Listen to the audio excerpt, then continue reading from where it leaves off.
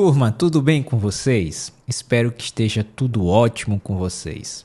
Vamos começar mais um vídeo sobre a nossa análise semanal.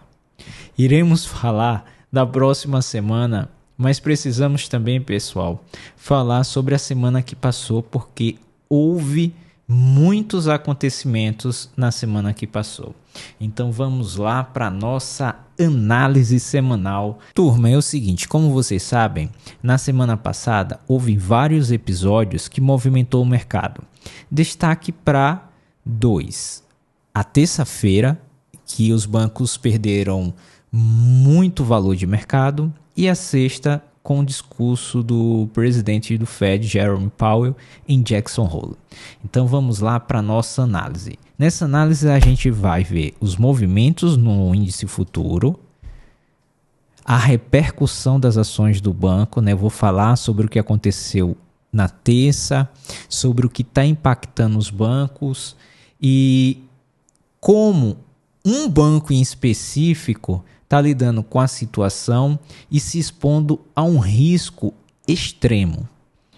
Também vou falar, turma, sobre o nosso radar. O nosso radar tem Banrisul, Fleury e Copa. Banrisul não acionou a recomendação da semana passada, tá? Foi uma recomendação de compra no vídeo da semana passada e essa recomendação não foi acionada, mas eu vou detalhar lá quando a gente chegar nessa parte do radar, turma. E, claro, o nosso tradicional calendário semanal, que na sexta-feira movimentou bastante. Na última sexta, o índice subiu mais de 3.500 pontos, tá bom, turma? O índice futuro, o contrato V. Então, vamos lá? Vamos começar com os movimentos da semana passada, pessoal. Na semana anterior, teve esses movimentos aqui, a região superior 142.205, 140.850, né? Essa é a região superior. O ponto central, turma, foi em 139.065 e a região inferior 135.925 a 137.280. Vamos ver como ficou no gráfico isso, turma? Turma, olha só como ficou o gráfico.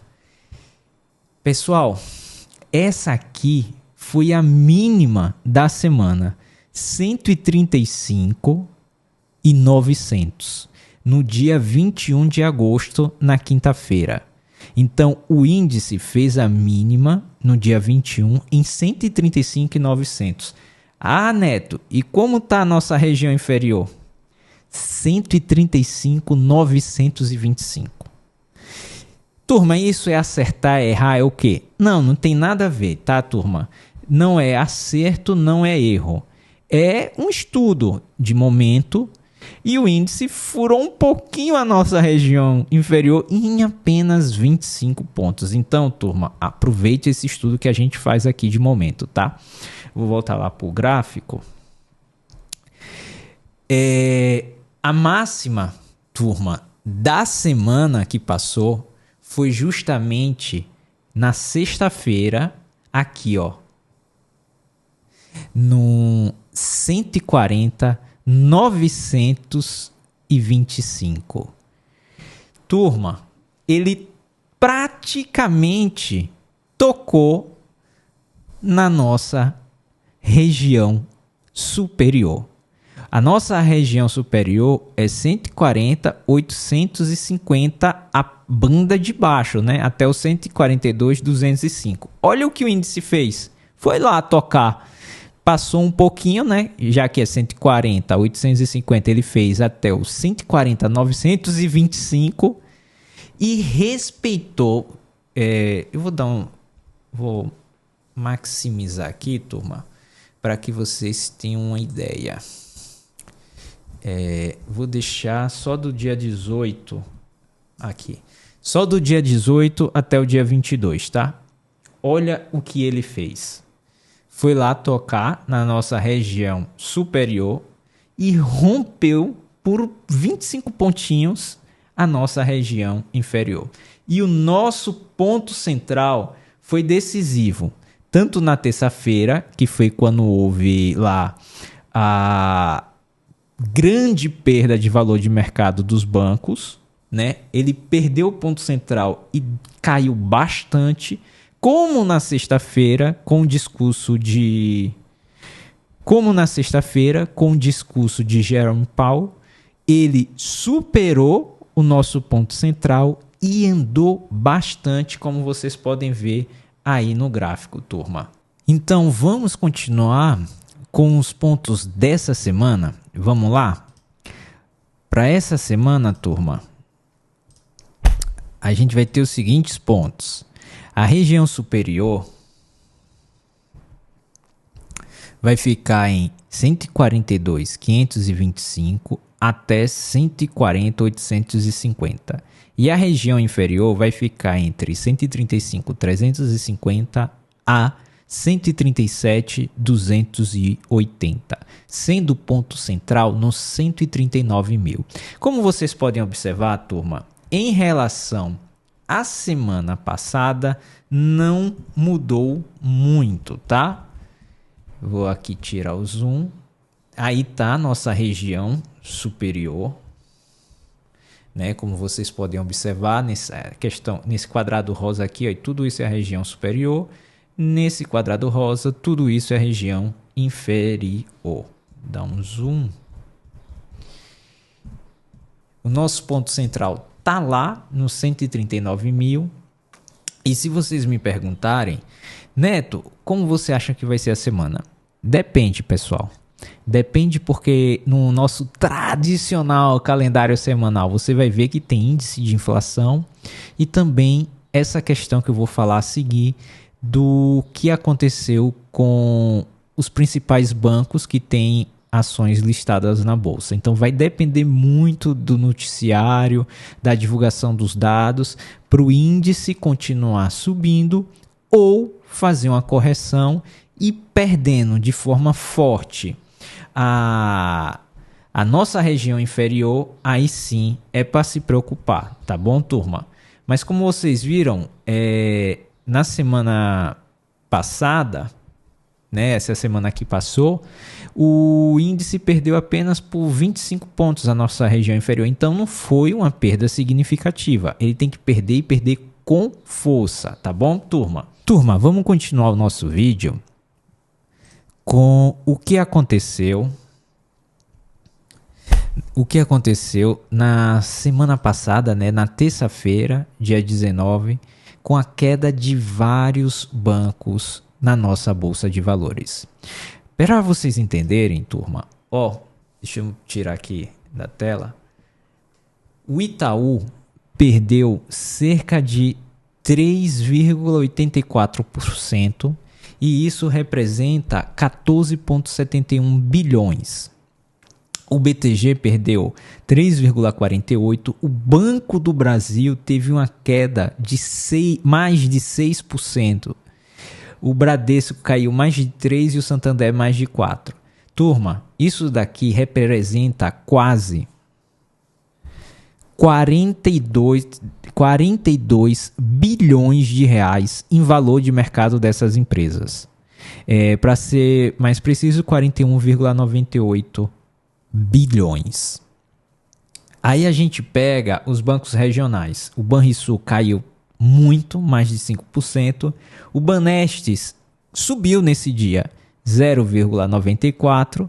O Banese subiu 1,32% e o BRB 0,10%.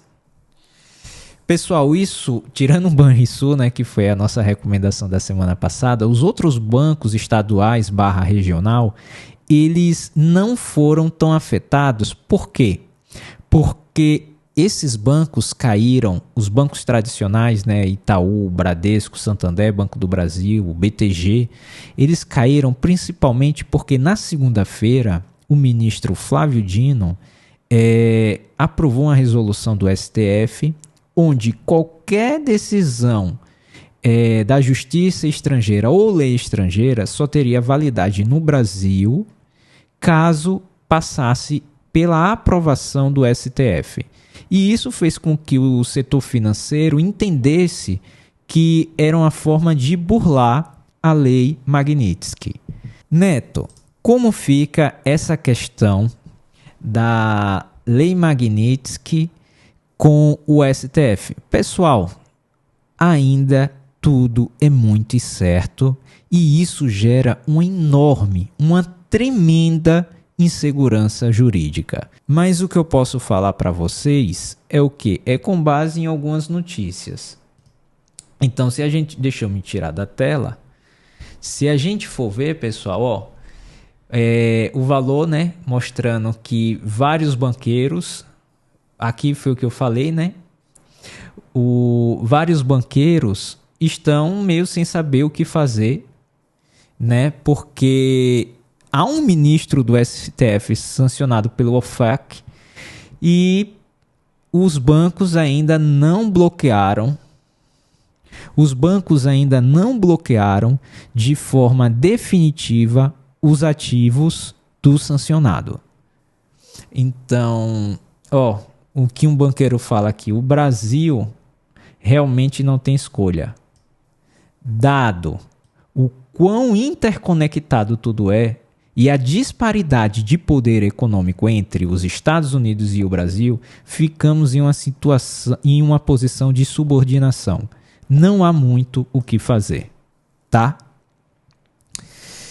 Turma, como vocês sabem, isso impactou, né? Como eu já mostrei para vocês, os maiores bancos aqui do Brasil que têm ação em bolsa, os CEOs, de forma inteligente, evitam falar sobre o assunto, né?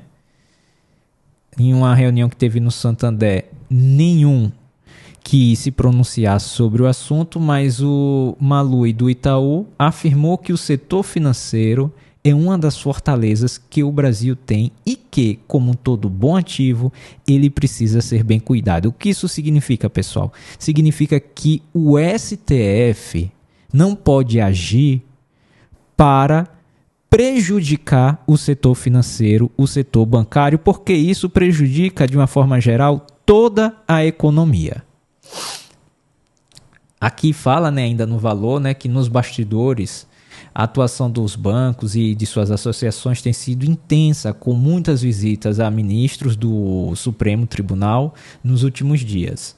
Aqui, pessoal, o próprio ministro, né, que foi sancionado, disse em entrevista que a solução para a crise é via diplomática. Turma, eu não acredito muito, já que as tarifas adicionais, né, de 40%, afetou bastante muitos setores aqui do Brasil, o setor de carne, o setor de café, entre outros, e o governo brasileiro não fez nada. Quando eu falo governo, é o presidente, né? A gente sabe que o vice-presidente Alckmin está fazendo e outros membros do governo também estão tentando uma solução para isso. Mas o presidente do Brasil não fez nada e a diplomacia brasileira não tem habilidade em lidar com o atual governo dos Estados Unidos. Então, essa crise da Lei Magnitsky, ser por via diplomática, acho muito difícil. E os bancos têm que fazer o bloqueio dos sancionados, no caso atualmente aqui no Brasil é do sancionado, o quanto antes. Para quê? Para que o setor inteiro não possa ser afetado. E vou falar ainda mais sobre isso. Pegando aqui ainda. Olha o que o ministro falou. Que os bancos podem ser punidos se aplicarem sanções dos Estados Unidos a ativos brasileiros. Ou seja, a gente chegou num impasse onde um sancionado pela OFAC está querendo capturar todo o sistema financeiro do país. Ao falar, deixa eu me tirar aqui, ao falar o seguinte, deixa eu botar aqui, ó. Olha só, ele deu entrevista a Reuters, né? E disse que a atuação da Justiça dos Estados Unidos em relação aos bancos brasileiros que têm operações nos Estados Unidos é da aplicação da lei norte-americana. Agora, aspas do ministro, agora, da mesma forma, se os bancos resolverem aplicar a lei Internamente, eles não podem. Eles não podem? Por que eles não podem? Se vocês forem pegar, turma, praticamente todas as bandeiras de cartões de crédito vai ter lá a restrição a pessoas sancionadas pelo OFAC, que é o Departamento do Tesouro americano. Então, eles podem. Porque a partir que uma pessoa é sancionada pelo OFAC, ela se torna totalmente desinteressante do ponto de vista comercial. E o banco pode, de forma unilateral, encerrar a conta de qualquer um. Pode encerrar minha conta, pode encerrar sua conta, por compliance ou por desinteresse comercial. E um sancionado é um absoluto desinteresse comercial. Mais que isso, turma, põe em risco fiduciário todos os outros correntistas do banco. Então, pode sim. E aí, eles podem ser penalizados internamente. Esse é o ponto. Poder bloquear e cancelar a conta, os bancos podem. A questão é, aí eles podem ser penalizados internamente.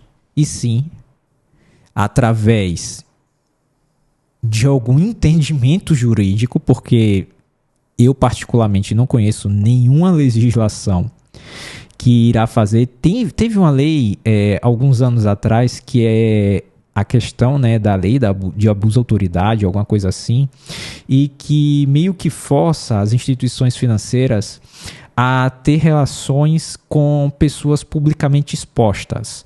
Mas, como vocês podem ver, né, em um posicionamento do ministro, em entrevista a Reuters, ele diz que sim, e aí sim, eles podem ser penalizados internamente.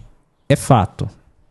É fato, é um risco que os bancos que possuem relações comerciais com um sancionado pelo OFAC e não bloqueia e não encerra relações comerciais com esses sancionados, vai sofrer, não é que pode, vai sofrer consequências em relação ao Departamento de Tesouro dos Estados Unidos.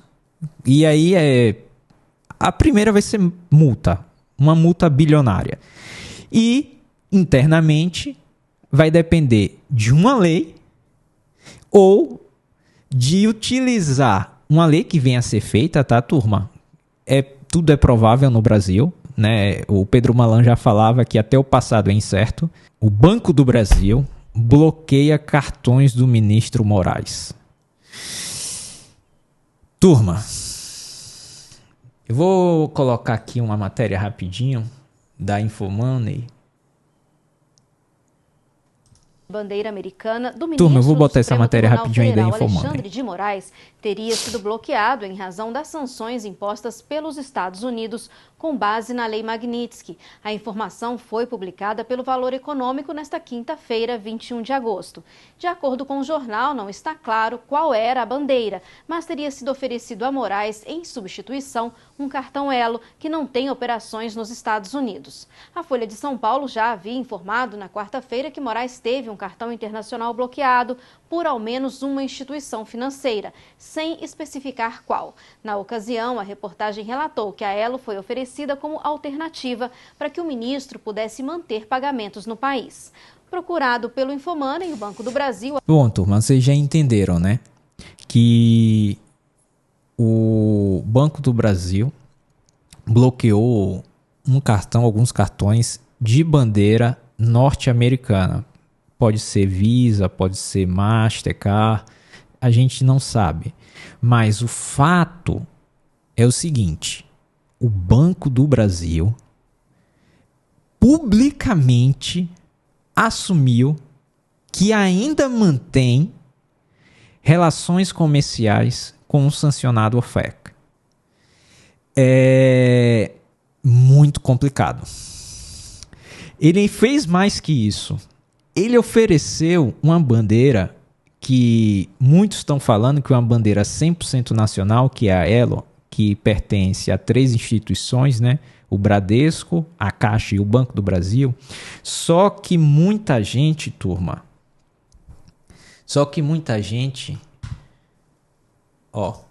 se esquece que a Elo tem contraparte internacional, que é a Discover. Ó lá. Entendeu? E a Discover é dona da Diners Club. Então, nem Elo pode.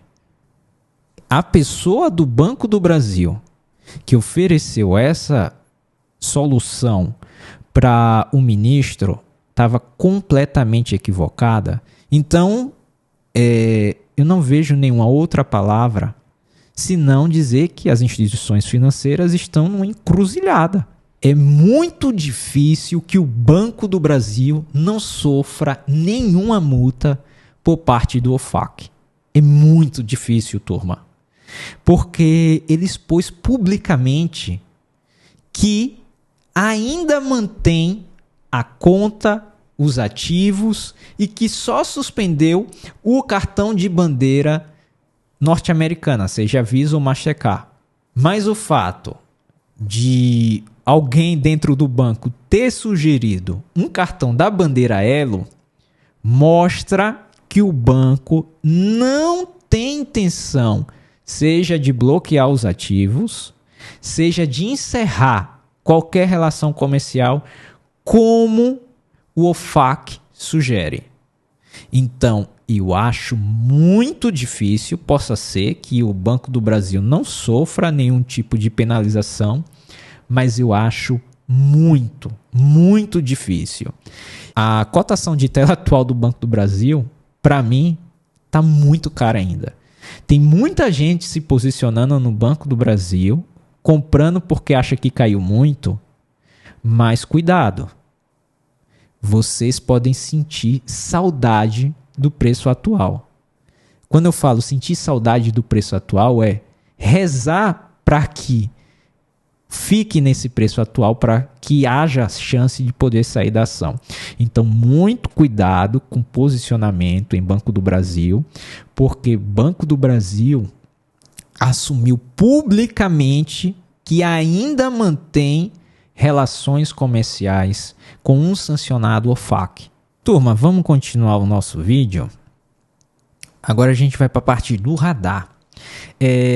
Semana passada eu fiz a recomendação, né, turma, em Banrisul.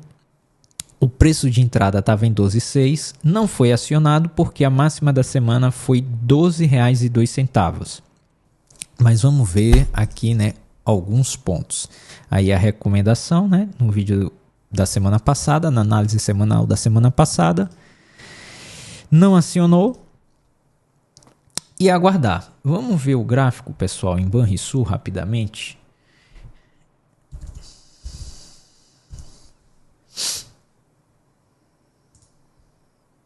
Turma, aqui foi a máxima, né, da semana, R$ 12,02. O papel caiu bastante na terça-feira, né, pelos motivos que a gente já falou aqui, né, que várias ações do setor bancário caíram na terça-feira. Lateralizou e continua numa região de lateralização. Pessoal, se vocês me perguntam, Neto, aquela recomendação da semana passada de compra em R$ 12,06 ainda é válida? Turma, ainda é válida porque ele não perdeu, tá, essa região aqui dos R$ 10,80. Para que aquela recomendação perdesse a validade, ele teria que ficar abaixo de R$ 10,80.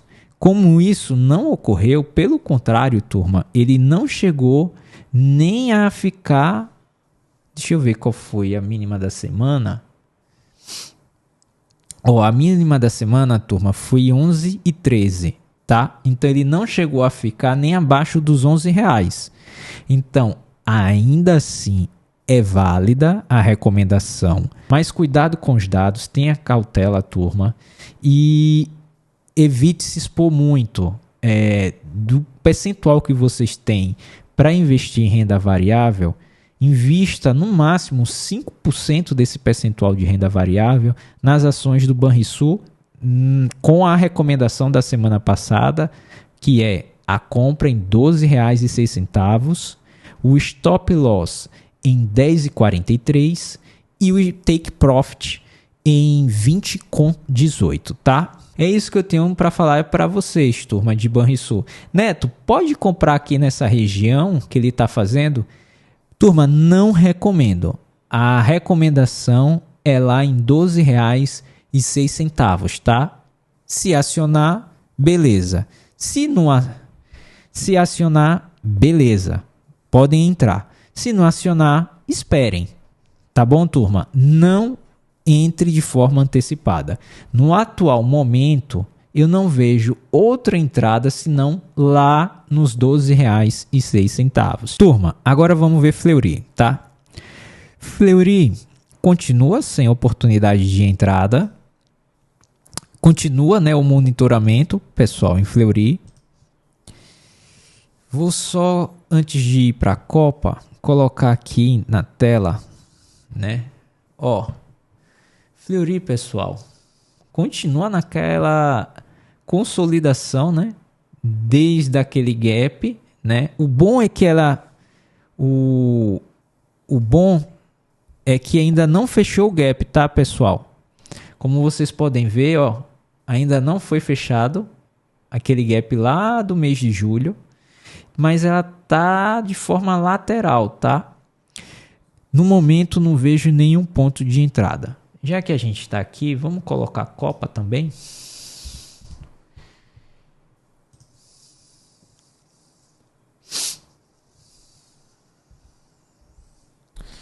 Ó, pessoal, Copa também sem nenhum ponto de entrada, tá?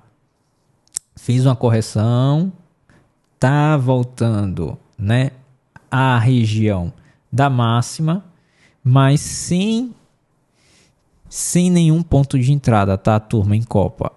Então, Copa, a gente vai também continuar o nosso monitoramento. Então, fica só a recomendação, tá, em Banrisul. Então, turma, continuando agora o nosso vídeo, vamos ao nosso tradicional calendário semanal, pessoal. Lógico, tem que ter, né, o nosso tradicional calendário semanal.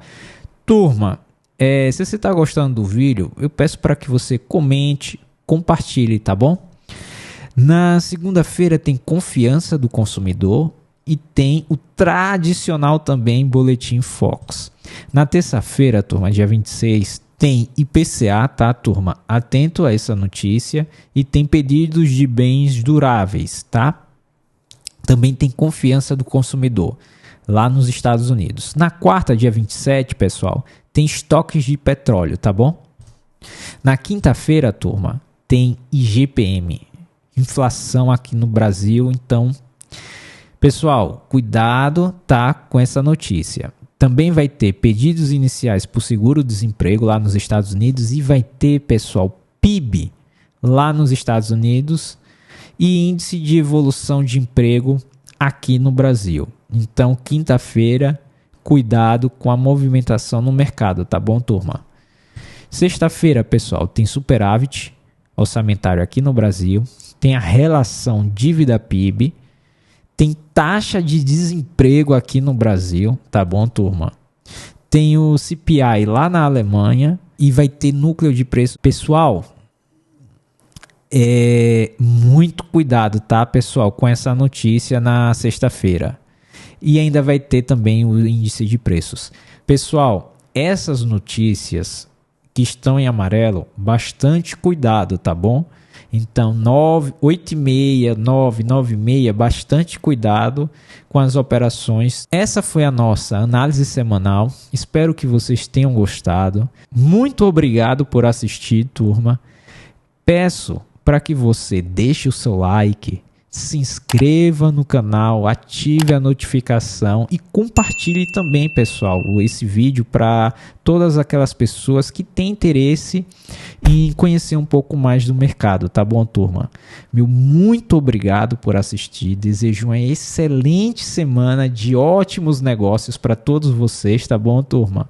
Meu forte abraço e até a próxima semana, se Deus quiser. Com fé em Deus, nos veremos no próximo vídeo, tá bom? Um forte abraço.